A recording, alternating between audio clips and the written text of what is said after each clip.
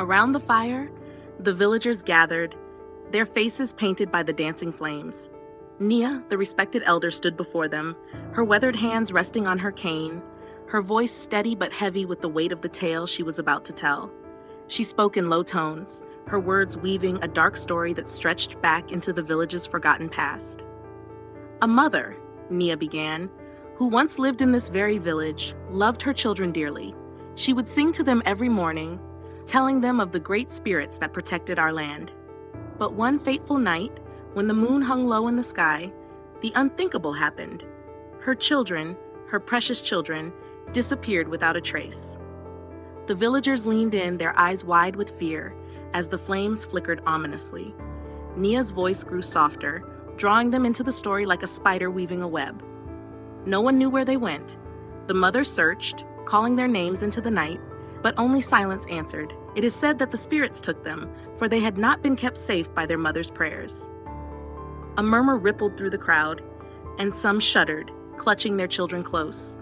The air felt thick, as if the story itself was a heavy presence, pressing down on the villagers. The crackle of the fire was the only sound that filled the silence. Just then, a sharp, distant cry cut through the night, sending a chill down everyone's spine. It was the sound of a child, but not any child they recognized. It echoed in the air, distant yet close, a mournful wail that seemed to tug at the hearts of all who heard it.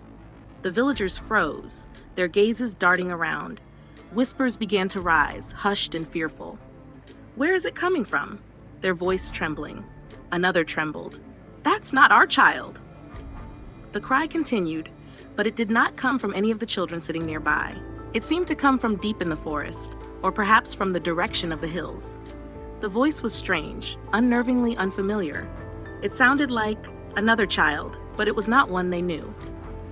Fear swept through the gathering like a wild wind. The children huddled closer to their parents, sensing the fear in the air. Eyes widened, and the villagers began to murmur anxiously. "What does this mean?" asked one voice, shaky with uncertainty. "The curse Nia spoke of? It's real, isn't it?" Nia stood tall, raising her hand to silence the crowd. Her eyes, sharp and knowing, scanned the gathered villagers. The weight of her silence made the tension even heavier. "You must guard your children," she said, her voice cutting through the murmurs. "The curse is real. It moves like the wind, unseen, waiting for the moment when you let your guard down. Do not let it take your children. Keep them close. Pray for them every night. Only through prayer and vigilance can we protect them." Strange events shook the village that day, heavy and haunting. Underwear began to vanish from the laundry, and no one could explain why. A new fear taking root in their hearts. The women worked in silence, some nodded, as if they hadn't noticed, but the men did. All were afraid. They couldn't ignore it. The ground trembled beneath their feet, and without warning, a flash of lightning split the sky.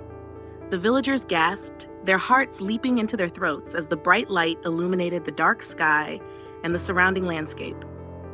The crack of thunder was deafening, shaking the earth itself. For a moment, the night seemed to hold its breath. The fire flickered violently, the flames twisting as if caught in the storm's fury. A collective gasp swept through the crowd, and a few of the villagers scrambled to their feet, their eyes wide with shock. This was no ordinary storm. It was something more. And then, as if summoned by the storm itself, a voice, low and booming, echoed through the village, coming from nowhere and everywhere at once. "Guard your children, or they'll be taken." The words echoed, sharp and cryptic, like a command from the spirits themselves.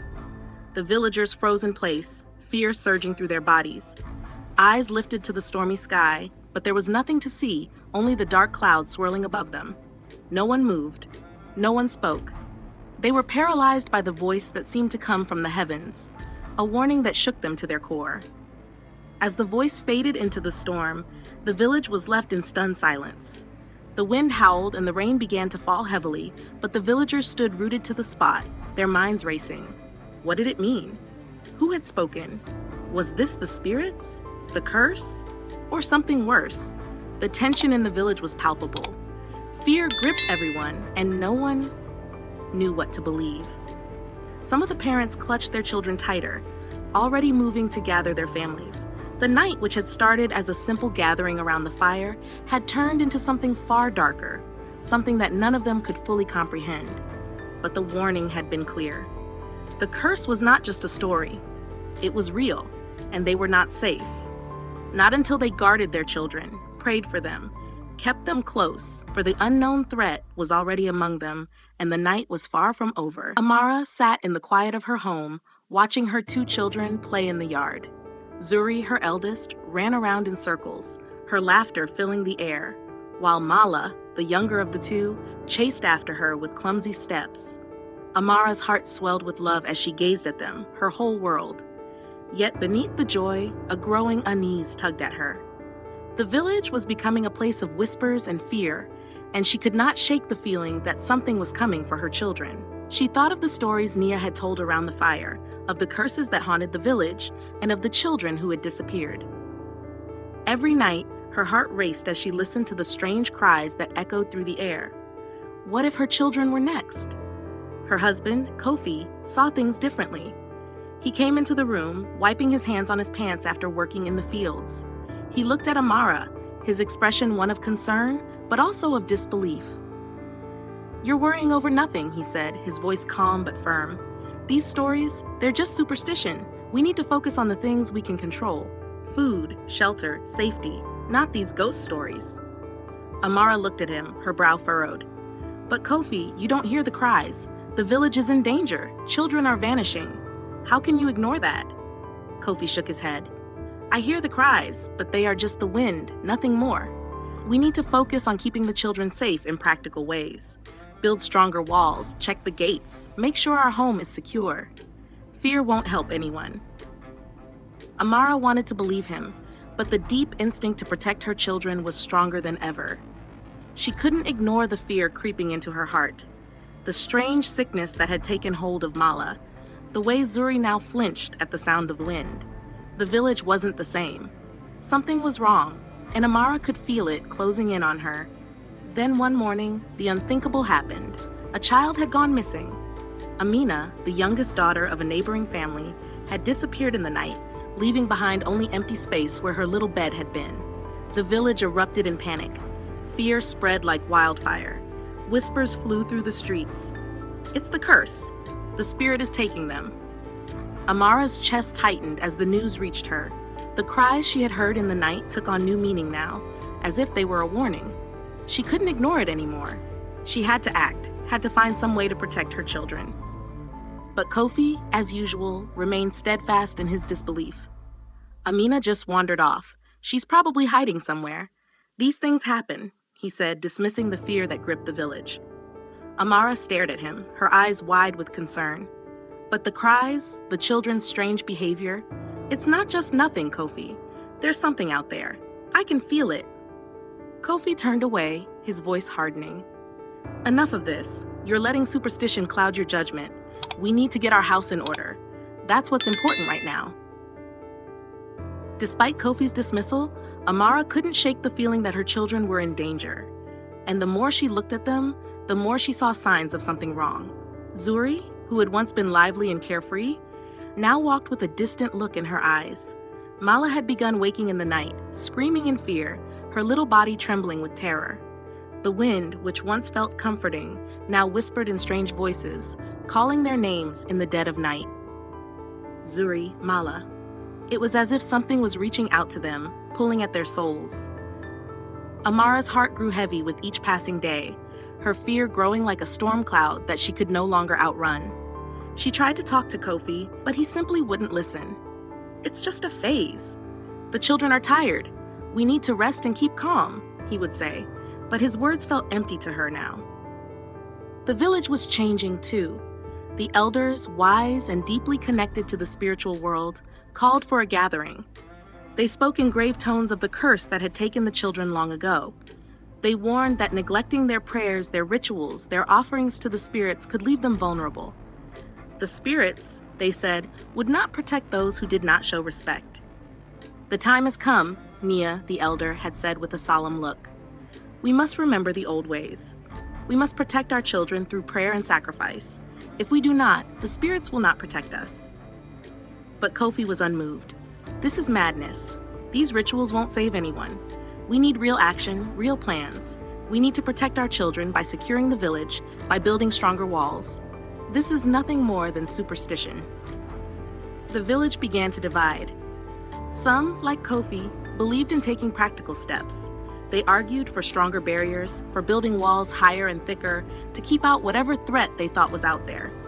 But others, especially the elders, stood firm in their belief that without the rituals and prayers, they would be left exposed. Amara, caught between her husband's logic and the warnings of the elders, felt torn. She couldn't ignore the growing sense of dread, the way her children had changed, the whispers in the night. But how could she ignore Kofi, who had always been her rock, who believed in what he could see and touch? She lay awake at night, listening to the wind, praying to the gods that her children would be safe. But deep inside, she couldn't shake the fear that she was failing them, that something was coming, something she couldn't stop. And she was afraid it was already too late. The village had already begun to change. Once filled with laughter and joy, now it was hushed, wrapped in fear. The second child had gone missing, Tariq, a lively, spirited boy known for his quick feet and mischievous grin. One moment he was playing with his friends by the river, the next he had vanished. No trace was left behind, and the villagers were left speechless, looking at each other with growing anxiety. Amara couldn't stop thinking about it. 2 children, gone, without a word, without a sign. The cries in the night now seemed even more sinister, and the wind carried with it a deeper chill. What if Zuri or Mala were next? She had to do something. She couldn't sit by and watch her children be taken one by one without knowing how to stop it. The unease grew thicker when the first strange signs appeared. Half-burned offerings to the gods were found scattered in the fields. The villagers knew these rituals well. Every year, they left their offerings to ensure peace, protection, and fertility. But this time, the offerings were incomplete, burnt only halfway. It was as though something had interrupted the ritual. Some whispered that it was a warning. Others said the gods were angry. Then there were the footprints. Footprints that led nowhere. Footprints appeared in the soil around the village, large and strange, like something heavy had passed through. But when the villagers followed them, they ended abruptly, disappearing into the earth, as though swallowed by the ground itself. No one could explain it, and no one dared to question it for long. The fear was real now. More unsettling still, mysterious symbols began appearing on trees at the edge of the village, deep carvings that no one recognized. They were unlike anything the villagers had ever seen, intricate and ancient, as though an old and forgotten magic was awakening. The air became thick with dread. These symbols, these strange marks, were clear signs that something was drawing closer. Amara, her heart heavy with worry, could not sit by any longer. She could feel the fear suffocating her, and the cries that haunted her every night made her question whether the safety of her children would be taken from her too. Something was coming for them, something powerful and unknown, and she had no answers. But she was determined to find them. With a heavy heart, Amara made the decision. She would visit Nia, the village elder. The thought of leaving her children behind, even for a short time, filled her with dread, but she knew that she had to do something, anything, to protect them. Kofi, despite his skepticism, had said nothing when she announced her departure. Perhaps he, too, could feel the weight of the silence hanging over them all. At Nia's hut, the elder listened intently as Amara poured out her fear, her desperation. "Tell me what I must do to keep them safe," Amara pleaded. "The cries, the signs, the disappearances, everything is falling apart. I cannot lose my children. Please, Nia, tell me what to do." Nia, old and wise, sat silently for a long moment, the firelight flickering in her eyes. Her face, worn by time and years of knowledge, softened. She could see the fear in Amara's eyes, but she also saw the courage, the determination to protect her children at any cost. Finally, Nia spoke. "The curse you speak of," she began, her voice low, "is not like other curses. It is the work of Abba, an ancient spirit that comes to claim children. Abba preys on those whose parents neglect their prayers, their rituals, their spiritual duties. The spirit takes those who are unprotected, who have not been safeguarded by the power of their elders' wisdom." Amara's heart sank. She had heard stories of Abba, passed down from generation to generation, but had never believed them to be real. Now, hearing Nia's words, she felt as though the ground beneath her was shifting. It was real. The curse was real. Nia continued, "Only one thing can stop Abba, the forgotten ritual. A ritual so powerful, so sacred, that it has been nearly lost to time. But it is dangerous. If performed incorrectly, it will make things worse. It will invite the wrath of Abba, and the village will be cursed forever. Amara's desperation grew. "Tell me what to do. I will take the risk. I cannot lose my children."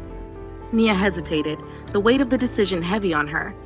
"The ritual requires great care. The spirit is ancient, and it will not be fooled. You must prepare offerings, sacred herbs, and a prayer to bind Abba. But you must be pure of heart, for if your intentions are not clear, the spirit will see it, and the ritual will fail." Amara nodded, the resolve building within her. "I will do it," she whispered. "I will do anything to save them." Meanwhile, in the village, another battle was quietly brewing. Zara, the leader of a rival clan, openly criticized the villagers' growing fear and spiritual practices. Zara was powerful and ambitious, and her voice carried weight among the younger, more skeptical members of the community. She dismissed the curse as nothing more than a series of unfortunate events, a natural phenomenon. "It is time we stop relying on old superstitions and focus on practical solutions," Zara argued at a gathering. "We need to strengthen our homes, set traps to catch whoever is taking the children.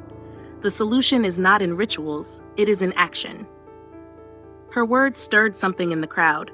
More and more villagers, especially the younger ones, began to echo Zara's beliefs. They were tired of the fear, tired of the prayers and sacrifices that seemed to bring them no peace. They wanted answers, real answers. Zara's influence grew quickly, her words sowing doubt and mistrust. Amara could feel the divide growing. Kofi, her own husband, was one of those who found comfort in Zara's rational thinking. He, too, dismissed the curse as superstition, convinced that there was a logical explanation behind the disappearances. Amara's heart ached as she saw the man she loved becoming more distant, more insistent that the village focus on practical matters. Her own heart was torn. Could the spirit truly be real? Could Nia's ritual save them? And if so, was she willing to risk everything to perform it, despite the danger? The village was now at a breaking point. Half of the community followed Zara, rejecting the old ways, while the other half clung to tradition, terrified of what would happen if they did not act. Amara felt alone, trapped between two worlds. Each path seemed fraught with peril. But as she stood before Nia, as the weight of the elder's words settled in her heart, Amara knew one thing for sure. She had to act. Her children's safety depended on it. The curse was real, and the only way to stop it was to trust in the old ways, despite the growing opposition. With the weight of the village's divided beliefs pressing down on her, Amara made her choice. She would follow Nia's instructions. She would perform the ritual. But the path ahead was fraught with uncertainty. Would it work? Or would it unleash something far worse? Amara didn't know, but she couldn't do nothing. Not while her children's lives hung in the balance. The storm came as a force of nature, fierce and unrelenting. The wind howled, tearing at the roofs of the village huts, and the sky crackled with blinding flashes of lightning. The thunder was so deafening that it felt as if the earth itself was shaking. Inside Amara's home, her children began to change, and her worst fears came to life. Zuri and Mala trembled uncontrollably, their bodies jerking as if caught in a violent grip. Their faces twisted in strange, unnatural expressions. Their voices, those voices that once called out her name with love, were now distorted, guttural, speaking in tongues that didn't belong to them. Their eyes glowed an unnatural green, casting an eerie light in the room. Amara's heart pounded as she watched in helpless horror. It was as though some malevolent force had taken hold of her children. Tears streamed down her face, but she did not flinch. The time for fear had passed. She had to act, and she had to act now. Her mind raced back to the ancient ritual Nia had taught her, the one that might save her children. She could feel the weight of it on her shoulders. The burden was immense, but there was no other choice. She scrambled for the items Nia had instructed her to gather, the sacred herbs, the incense, the offerings. Her hands shook, but her resolve was unshakable. Amara's heart bled for her children, but she knew that without this ritual, they were lost forever. Nia arrived, her steps slow but determined. She looked at Amara, and without a word, the two women began.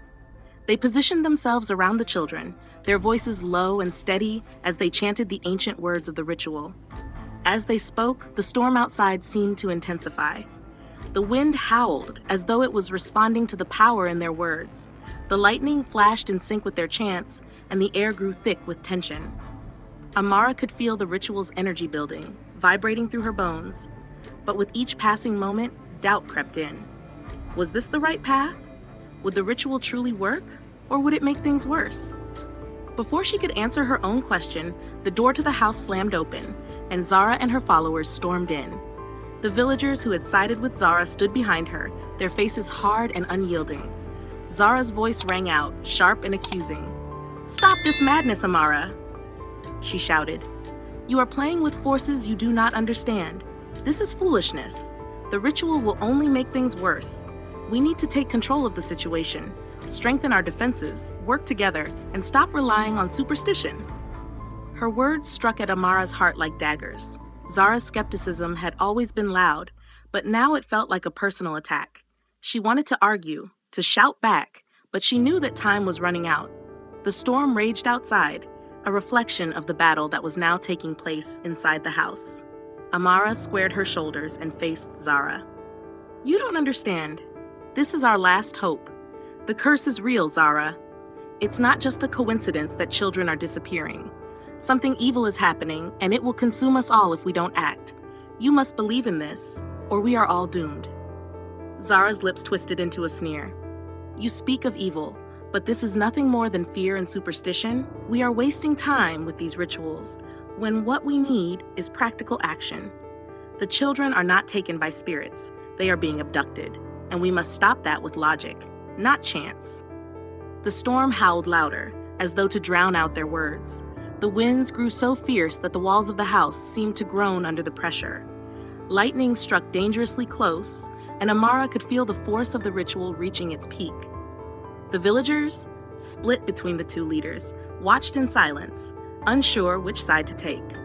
Some were drawn to Zara's logical approach, others to the power of the spiritual path Amara and Nia had chosen. But the energy in the room and the storm raging outside made it clear that this was not just an argument, it was a fight for the soul of the village. As the ritual neared its climax, a sudden, shocking revelation tore through the air like a bolt of lightning. In that instant, Amara understood the truth. The curse was not a mystical force, not an ancient spirit come to take children. No, it was something far more insidious. Zara, the woman who had so fiercely opposed the ritual, had been behind the curse all along. The strange disappearances, the possessions, the fear, it had all been a trap set by Zara herself. She had been using dark magic to manipulate the villagers, to create chaos and confusion, all in the hope of seizing control of the village's resources. Amara's heart pounded in her chest as she pieced the truth together. Zara had used her own children, twisted them with dark magic, and set them loose on the village. The strange events that had plagued them all were nothing but smoke and mirrors, fear-driven illusions designed to weaken the village's unity. And now, as Amara's children writhed in the grip of the curse, she realized with a shudder that Zara's power had extended to her own children as well. The eerie green glow in their eyes was not a result of a spirit, but the result of Zara's influence. Zara's children had been twisted into pawns in her scheme, their wills bent to serve her dark agenda. Amara's world seemed to collapse in on itself. Her children were still in danger, their bodies convulsing as the dark magic threatened to consume them. But Zara's treachery was even greater than she had imagined. Amara was faced with an impossible choice. She could continue with the ritual and save her children, but at what cost? The storm was already tearing through the village, and Zara's influence was spreading like wildfire. Or she could try to stop Zara before her dark magic spread any further. In that moment, Amara understood that she had to do both. With fierce determination, Amara turned toward Zara. "You have betrayed us all," she said, her voice cutting through the storm. "This is not just about my children. This is about the future of the entire village. You will not win." Zara sneered. "You're too late. This village is mine. All I need is fear to control you." A battle of wills unfolded before the gathered villagers. The storm outside mirrored the fury of the confrontation. Amara fought with everything she had, the love for her children, her faith, and her community, all fueling her determination. In the end, It was Amara's resolve that broke Zara's grip on the village.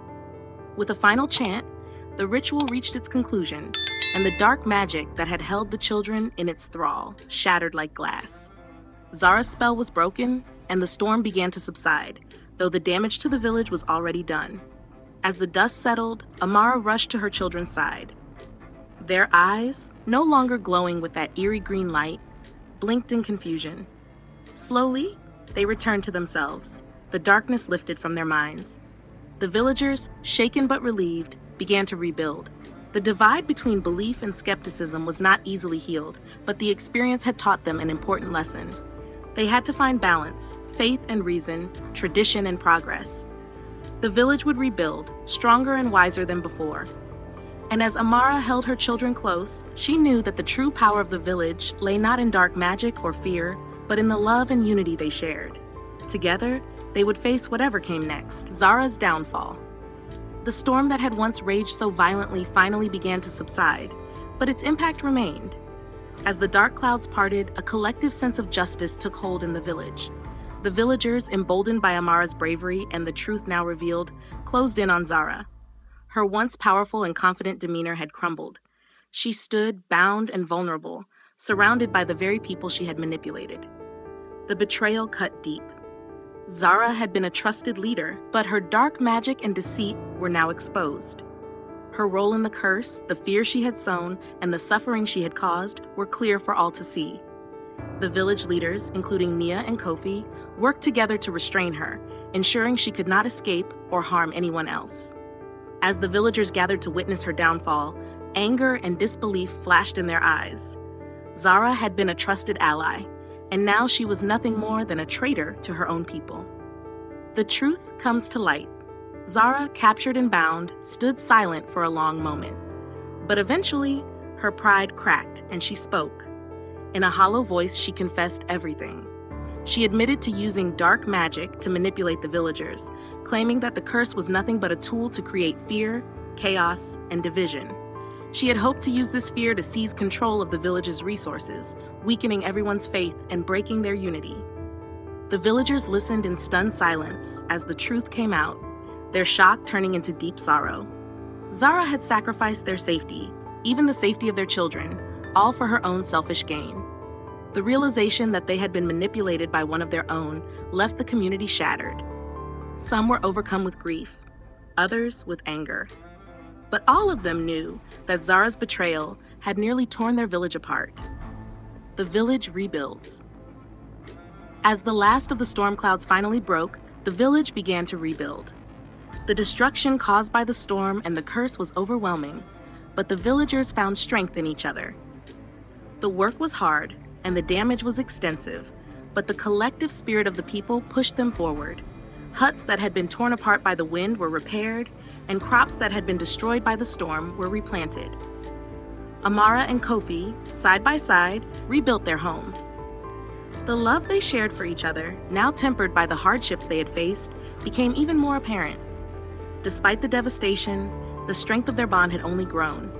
Their family had survived the darkest of times, and now they could rebuild, together. The entire community worked in harmony, proving that even in the face of adversity, unity could heal all wounds. Amara and Kofi reunite. Final words from Nia, a lesson in protection. As the village rested under the calm of a clear night sky, Nia gathered the people, her presence commanding respect and reflection. The lessons of the past few days weighed heavily on her heart, and she knew it was time to impart one last piece of wisdom to the community. Standing before them, her voice steady and filled with emotion, Nia spoke. "My children, we have faced a darkness that none of us could have imagined, and we survived because of our unity, our faith, and our actions. But above all, we learned one vital truth. We must never abandon the protection of our children. When we stop praying for our children, when we neglect their spiritual and physical care, we open the door to the unseen forces that seek to harm them." Her words rang out into the night, reminding the villagers of their greatest responsibility, ensuring the safety of their future. It was a lesson hard-earned but necessary for every parent and every community member. The protection of children is not just an act. It is a continuous commitment, that requires both spiritual devotion and practical efforts. The role of vigilance and care in protection. Nia's reflection echoed through the village, reaching the hearts of those who had witnessed the recent trials. The danger they had faced was not always visible. It wasn't just Zara's dark magic or the destructive storm that threatened their children, but the subtle forces that grow when vigilance wanes. The villagers now understood that true protection comes from constant care.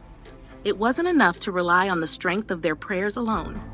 They had to remain vigilant, ensuring that their children were safeguarded, not just from the physical threats of the world, but also from the unseen forces that could creep in when neglect allowed them to. Everyone in the village now shared the responsibility of keeping their future safe. Whether through prayer, education, or practical measures, each person played a part in protecting the next generation. Moral lesson: faith and action together bring true safety. The story draws to a close with a reflection on the balance between faith and action. In their struggles, the village had learned that neither faith nor action alone was enough to protect their children. They needed both. The villagers saw that true safety arose from the union of spiritual strength and practical preparedness. Amara, Nia, Kofi, and the others now knew that challenges often arise from forces unseen, whether they were invisible threats or moments when they failed to act. The village's survival had not just been about surviving the curse. It was about creating a future where prayer and action worked hand in hand.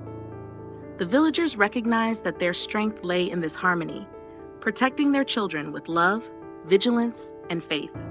A community united in love and protection. As the village moved forward, it carried with it the clarity of this essential lesson. Unity and love for one's children formed the foundation of survival. The community's victory over the curse was not just about Amara's bravery or the defeat of Zara. It was about the collective effort of everyone, working together to ensure the safety and well-being of the children. The moral takeaway was simple but profound. True protection doesn't come from protecting children from immediate harm alone. It comes from a continuous, united effort, an effort that includes prayer, care, and vigilance. As the villagers looked to the future, they knew that together they would face whatever challenges lay ahead, always remembering that the greatest strength lies in love and community. The balance of faith and action, united in love for the children, would always be the guiding light of their village.